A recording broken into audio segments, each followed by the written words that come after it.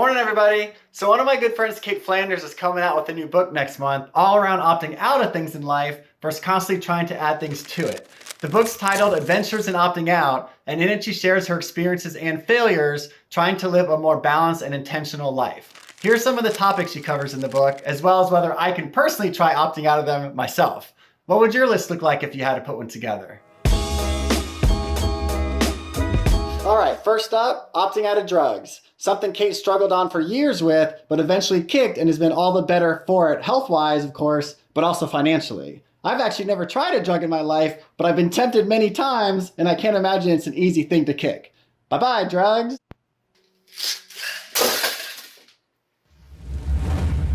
Another area Cait's opted out of in life?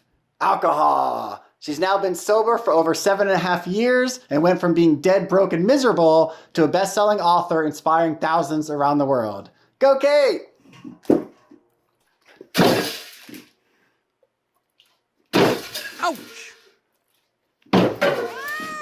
Ouch! A financial thing Cait's given up over the years has been overspending and getting out of all of her debt. Obviously, great ways to do that is by budgeting, tracking where your money's going, and then finally, eventually, getting rid of that debt, which we all know weighs you down in the end. So goodbye, weights. Oh boy. Oh. Hey! All right.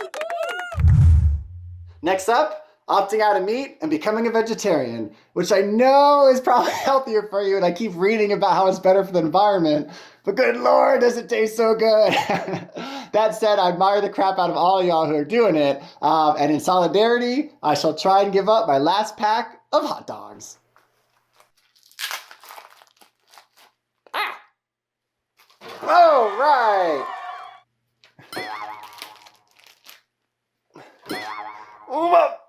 Oh.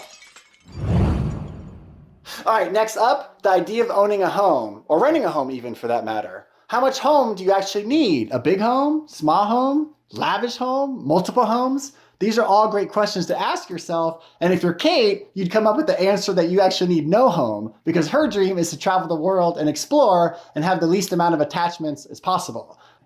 Now, while I need a home to house my boys and my cat and my dog and my fish, I share in your dreams, Cait, and I'll play along with you today and get rid of my house and my fake vacation house.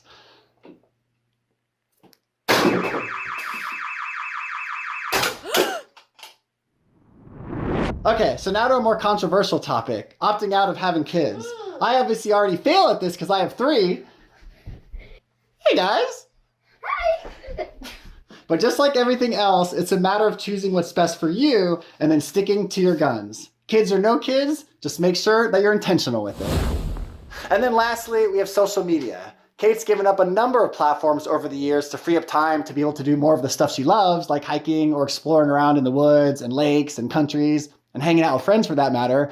A mantra I like to use is to ask myself every time I leave a place, do I feel better about myself or worse? If I'm happier and I'm enjoying it, I stick with it. And if not, well, it's time to cut it. All right? So goodbye, Instagram. Hey! Goodbye, Twitter. Tweet, tweet. And goodbye, Facebook. Get it?